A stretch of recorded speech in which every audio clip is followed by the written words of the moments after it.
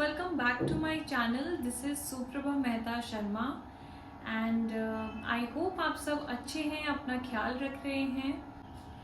आज मैं आप लोगों के साथ शेयर करने वाली हूँ 10 advantages of being a cabin crew.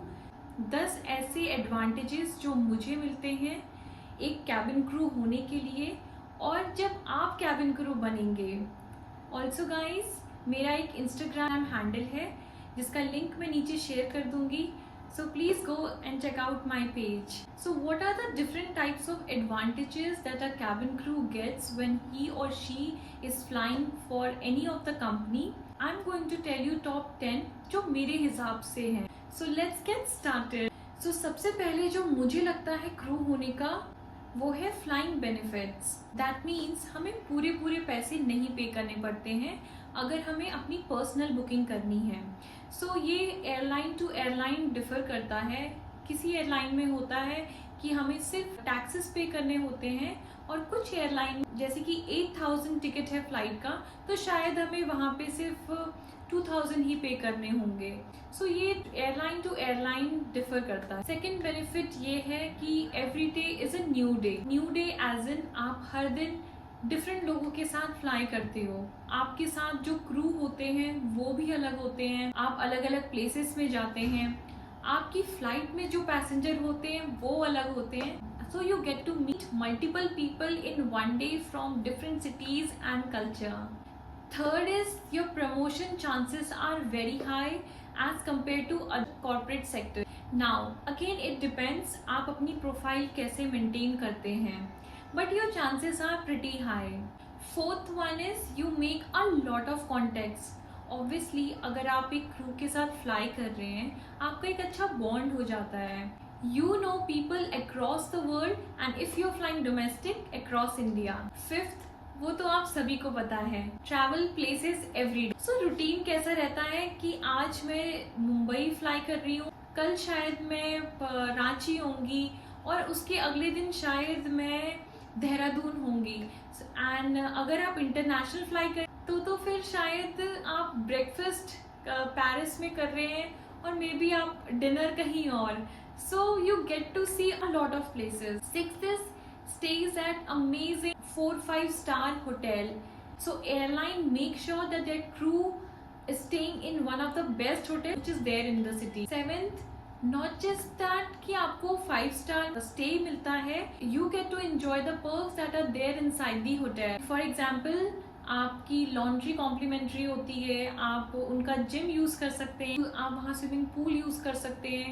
आपका तीनों टाइम का मील कॉम्प्लीमेंट्री होता है, ब्रेकफास्ट, लंच, डिनर. और अगर उस होटल में स्पा अवेलेबल है तो हमें स्पा में भी डिस्काउंट मिलता है. So there are lot of discount discount discount discount. Seventh, transportation to and fro is kind of free. आपको टेंशन नहीं होती कि मेरी 2 बजे की फ़्लाइट है या मेरी मॉर्निंग 9 o'clock की फ़्लाइट है तो मुझे ऊबर बुक करना है, मुझे वेट करना पड़ेगा. जो मेरे हिसाब से this is one good perk I feel. जो कॉर्पोरेट सेक्टर में आपका एक मेजर खर्चा होता है ट्रांसपोर्टेशन का वो यहाँ बच जाता है. 9th point is you get a lot of discount. Discount as in आप एयरपोर्ट पे जा रहे हैं, आपको एयरपोर्ट पे शॉपिंग करनी है एंड आप सभी लोग जानते हैं कि आजकल airport is no less than a mall.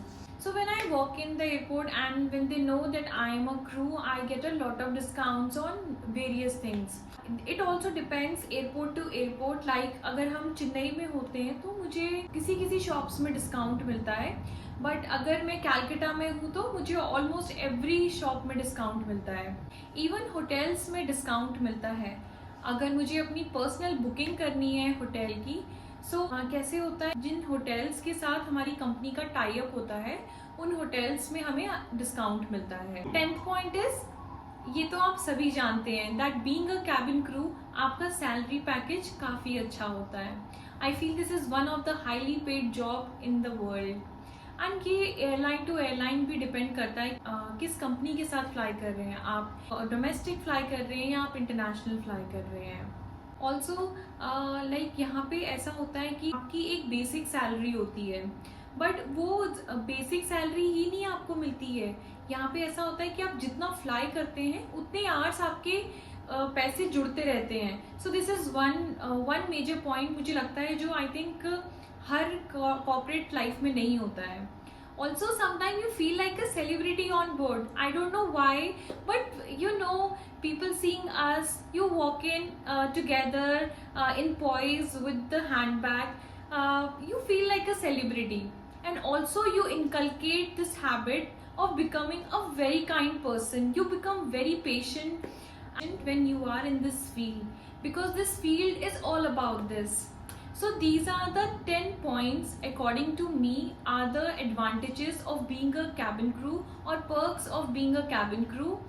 I hope I have made all my points clear and आप सभी को समझ आ गया है कि किसके क्या फ़ायदे होते हैं.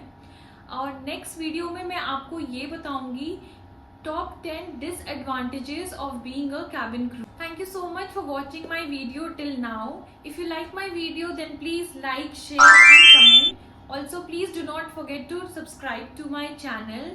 Also, please hit the bell icon so that you get the notification the next time I put in my video. I see you all in my next video. Till then, Jai Hind.